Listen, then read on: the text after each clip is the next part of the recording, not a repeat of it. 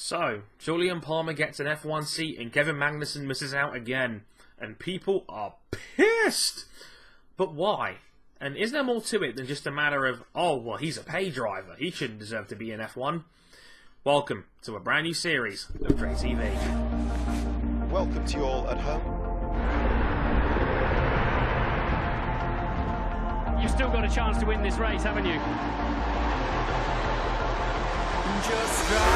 I wanna be the only one to make it through the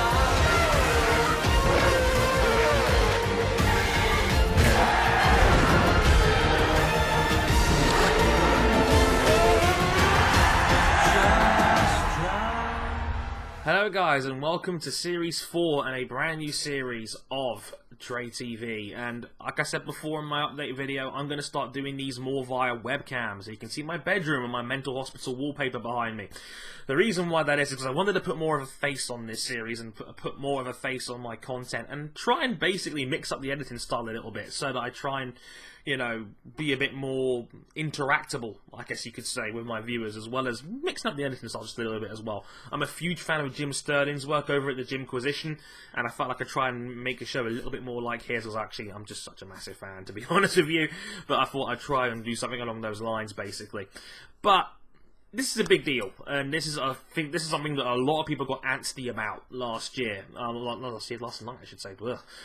Basically, what happened last night was that out of nowhere, after Free Practice 2 was cancelled, basically Lotus's CEO made a shock announcement that, oh, we're going to announce our second driver in about an hour's time. Ooh, everyone got excited, and everyone started speculating it might be Jolyon Palmer, or it might be Kevin Magnussen. Magnussen wasn't actually at the track, which already made the whole Magnussen rumour kind of not really viable, because why would you announce a driver and the driver not actually be there? Didn't really make much sense. But basically, Palmer was announced to join the Lotus/Renault team for 2016, because it's looking like Renault's going to buy them out. We don't know for sure, but it's looking very much like Renault's team will be Jolyon Palmer and Pastor Maldonado for next season. Now, like I said, a lot of people got very upset about this. A lot of people were very upset that it wasn't Jean-Eric Vergne and that it wasn't Kevin Magnussen in that seat instead. And it goes into quite a complex dynamic, in my opinion. And it's something that I want to talk about, because there's a lot of elements here which I think have caused this either snootiness towards Palmer or just the general attitude of fans towards this decision. Now, going back a little bit, going back to last week, which when I was planning to first make this video, Kevin Magnussen said that he was going to be released from McLaren's driver academy. Now, Magnussen was a guy that obviously was in the McLaren team for 2014 and was moved alongside to be a reserve driver when Fernando Alonso was announced to join them in 2015. Now, it's a situation where a lot of people were upset that Magnussen missed out, because Magnussen didn't really do anything wrong. In my opinion, Magnussen wasn't amazing as a rookie. He had an okay rookie season. He had that great big podium in Australia in his rookie race. You know, one of the best rookie performances we've ever seen in F1, finishing second that day. And his season didn't really take off from there. I know a lot of that was down to McLaren being mediocre, but he was always second fiddle to Button in that team. How much of that you expected? Maybe it's down to you. Maybe your expectations are different to mine. But Magnussen was a bit scruffy that first season. Had a couple of needless penalties. The one at Spa, the one at Monza. And, you know, was fast around one lap, but over a race, not really on the same level as JB.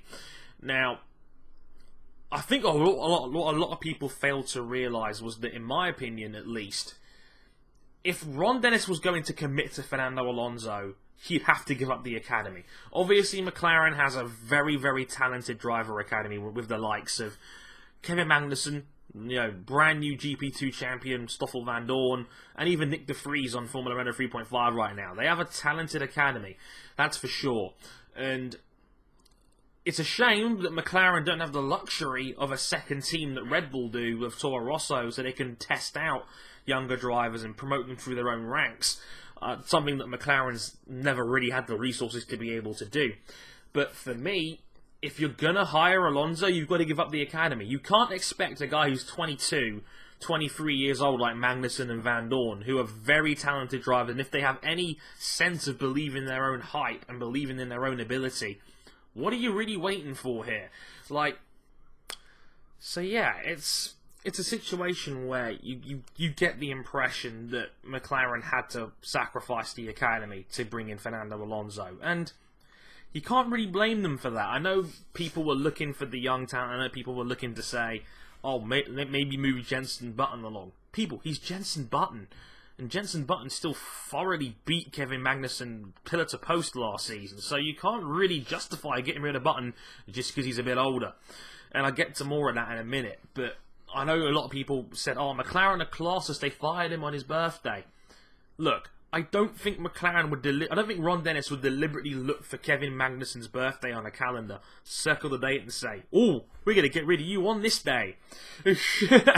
You know, just to make you feel extra worse about yourself. I'm sure it was nothing more than an unfortunate coincidence. It just so happened to be that the email was sent on Kevin's birthday. I don't think they were out to get him like that. I think that would be very cynical, and I think that's very, very sad if that's the case. And I'm inclined to give McLaren the benefit of the doubt on that one. They don't seem like the kind of company that would do something like that. K-Mag, I'd argue, is in the right... You know, in my opinion, he was in the right place at the wrong time. And McLaren was a good fit. I think they were a team that was going through a transitional period anyway in life after Hamilton. But he was there at the wrong time because Fernando Alonso just happened to become available. And I know people will say, well, Alonso can't develop a car. I don't think anybody also predicted the first year of McLaren Honda to be this bad either. So, you know, you talk about Alonso and he can't develop a car. Well, that may or may not be true. At the same time, what's the point when the car is just that bad, quite frankly? So, you look at a situation like that with Magnussen, and I think a lot of people were already antsy in the air because Magnussen didn't get the McLaren seat, or didn't get, you know, one of the Haas seats, or maybe doesn't, but it's looking like Gutierrez will get the other one more than likely. But you can quite easily parallel that to what happened at Lotus. Lotus had a lot of tasty options, as they described it themselves, for their second driver alongside Maldonado. They had Vern's name doing the rounds, they had Magnussen's name doing the rounds.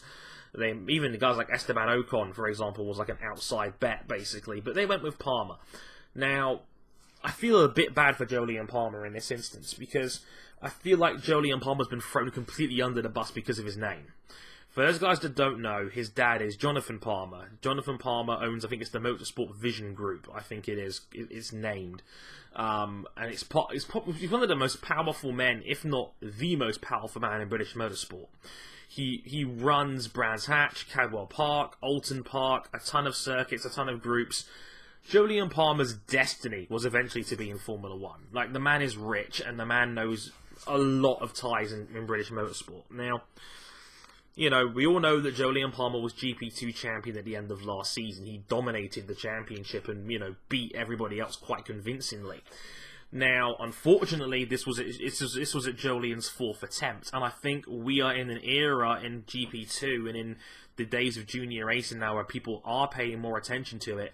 That it's an example of, well, if you don't win the championship on your first or second attempt, people don't take you very seriously. And it's a shame because, you know, there's many examples that have worked out for early winners, like Lewis Hamilton, like Nico Hülkenberg to a degree, like Romain Grosjean, and, you know, there's examples where it hasn't really worked out, like Fabio Lima and Davide Valsecchi, and that's another one I want to get to in a minute, because Davide missed out. Now, you've got to remember here, Jolyon Palmer's already spent a year with that team. He's already spent time within the car. He knows the car better than anyone else they were going to bring in anyway. And I don't think Jolyon's a bad driver at all. In fact, I think he's a pretty good driver. He's statistically the best driver in GP2 history over a season. It's a shame that he's been labelled this way because he's done 4 seasons and, you know, people are going to condemn him for that very reason. He's still only 24 years old. He's got plenty of time to get better still as well. He's only a year and a half older than Magnussen. And I feel like I think Palmer's been condemned for the pay driver attitude that we have when it comes to Formula 1 and the fact that, you know, sexier names are in the horizon, like Stoffel Van Dorn, like Kevin Magnussen, like John-Eric Verne, who... Verne, I still say, is critically underrated, but I can totally see why Lotus went with Palmer on this one. If anything, I think Lotus have learned their lesson from 2012. Sorry, not 2012, 2013. 2013 was a season where Lotus was still really strong, but Kimi Raikkonen kind of gave up on the team after not getting paid. So when Raikkonen had the Abu Dhabi crash and then went off to have his back surgery, and the team needed a replacement for the last 2 rounds, Davide Valsecchi was sitting there ready to go for Lotus, having done sessions with the car, done development with the team. Instead, they gave Heikki Kovalainen a call and put him in the seat instead. Now, if you're getting mad that Lotus, promoted their 3rd driver up to a seat, but also got mad that Davide Valsecchi missed out when he was in the exact same position a couple of years ago, I think there's a problem there, and I think there's a level of hypocrisy that comes alongside with that. Like, Davide was destined, and destined was like, what's the point of having a 3rd driver if they have precisely a 0% chance of ever driving the car? I know Lotus have a lot of drivers that aren't going to drive for them, but they have them there anyway, like Adderley Fong and Carmen Jorda, and there's jokes you can make about that one too. But at the same time, Davide was surely going to be a future driver with that team, but, Davide knew the jig was up the moment they put Heikki in the car over him. I mean, Heikki Kovalainen is not inspiring in his prime, let alone past his prime and out of the sport for a couple of years. So, on the whole, yeah, I can see why Davide missed out, and it's the nature of the sport that I think has a fundamental problem. We are in a sport, right, where we all want to see the best drivers come through. Of course, who doesn't want to see the best drivers come through? Where the reality is, people love to use the term pay driver. The problem with that term is because, unfortunately, everybody, technically speaking, is classed as a pay driver. That's the game we play. To even get to GP2, you've got to be pretty darn well funded by somebody. It's why many drivers like Connor Daly has gone off to America now to try his hand over there, because getting the money to compete even in GP2, you need millions of pounds to be able to make this happen. Like, Felipe Nasr didn't get the same level of criticism last year when he got the Sauber drive, even though he's sponsored by Brazil's national bank. Like, Felipe Massa is sponsored by Petrobras and heavily funded by them, and they're Brazil's biggest oil firm. So, it's you pick and I think fans in general pick and choose when to label someone a pay driver. People forget guys like Niki Lauda was a pay driver, and he's one of the greatest F1 drivers of all time.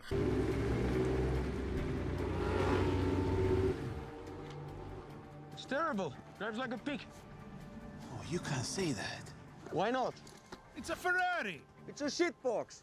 It understeers like crazy and the weight distribution is a disaster. It's amazing, all these facilities and you make a piece of crap like this. People only call you a pay driver when 1, they take somebody else's seat that they think is better, 2, they don't think you're very good, or 3, as a convenient label to someone they don't want to be in their seat. It's as simple as that. Because it's a term that's used to suit somebody's agenda more than it's an actual term. Because, technically speaking, to even get to Formula 1 as a customer team these days, you need money. Because the customer teams are trying to survive. Now, I could go into another 10-minute video about the revenue sharing and why it's wrong, but I've done that before in Formula 1 on many occasions. It's the exact same thing that I saw Karel Abraham have to go through in MotoGP, because he often gets buried because his dad owns the team, when Abraham was never that bad a rider in Moto2 in the first place. Not to mention, his bike sucks, so it's not surprising that Abraham kind of feels like he's there to make up the numbers, when in actuality, his bike's always been poor, and his dad can't afford to spend massive money on getting a better bike for him. It's the exact same principle here. Jolyon Palmer wasn't the sexy pick. I think it was the right one, though, and ultimately, a GP2 champion is still a GP2 champion. You can't half-arse it in that kind of category when it comes to guys who have great talent, like Alex Lynn now, like, Johnny Cicotto, example, like Stoffel Van Dorn, etc., who was a rookie and was still excellent in his first season in GP2 as well, like Alexander Rossi. It goes on and on. There's very, very good drivers in that category, and to win the championship, even if it took you 4 goes, is still impressive. Pastor is not as bad as the internet wants to make him out to be. That's the funny thing about Pastor. You don't fluke a race win. The guy clearly has something, and I know he's the F1's favourite whipping boy, but it doesn't mean he's necessarily a bad thing. But that's how I look at the whole thing. I think it's a situation where you're always going to condemn somebody for not, because God forbid somebody wants to see you in Formula 1 and is willing to give you money to make it happen. being an entrepreneur is good business, and F1 has always been about the business, the money, and the politics. If you can't see that, then you're part of the problem, quite frankly. But that's at least how I see things. How do you see things? Do you think Palmer deserved the seat? Would you rather have gone somebody else? And what about the whole concept of pay drivers? I'd love to hear your thoughts on that in the comments below. Until next time, though, I've been Harrison01. Let me know if you like the new format, and I'll catch you guys next time. Sayonara.